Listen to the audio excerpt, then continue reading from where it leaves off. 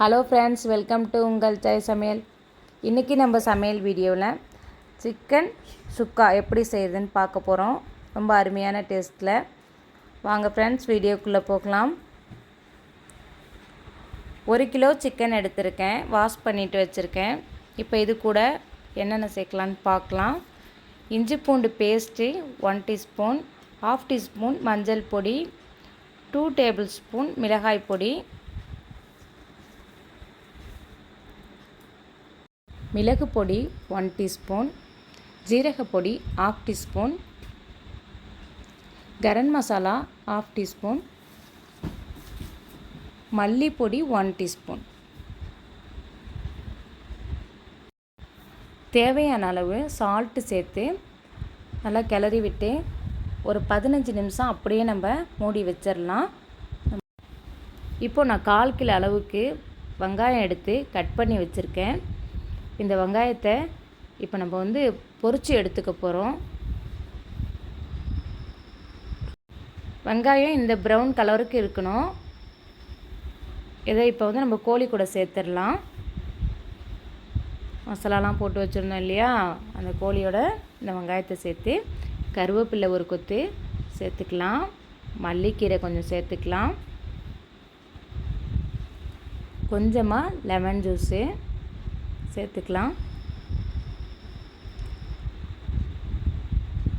கொஞ்சமாக ஒரு 1 டீஸ்பூன் அளவுக்கு ஆயில் விட்டுக்கோங்க.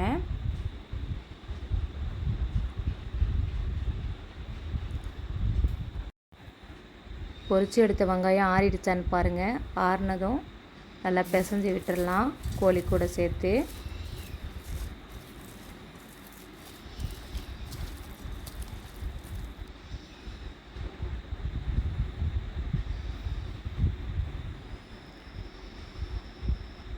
இப்போ ஒரு பேன் வச்சு கொஞ்சமாக ஆயில் விட்டு 2 பட்டை சேர்த்துருக்கேன், 3 ஏலக்காய் போட்டிருக்கேன்.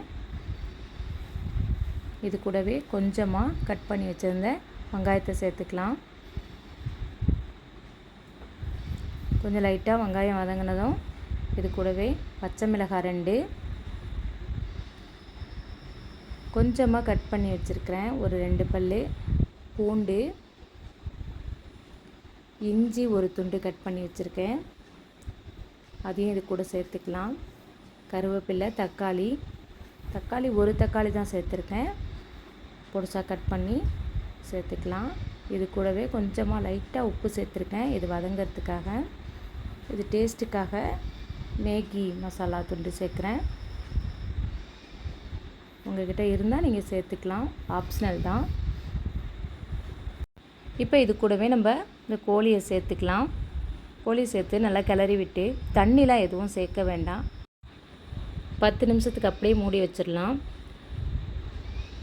நம்ம தண்ணி சேர்க்கல, சிக்கனே தண்ணி விட்டுருக்கு. இதுவே போதும், கரெக்டாக ரெடி ஆகிடும் சிக்கன் சுக்கா.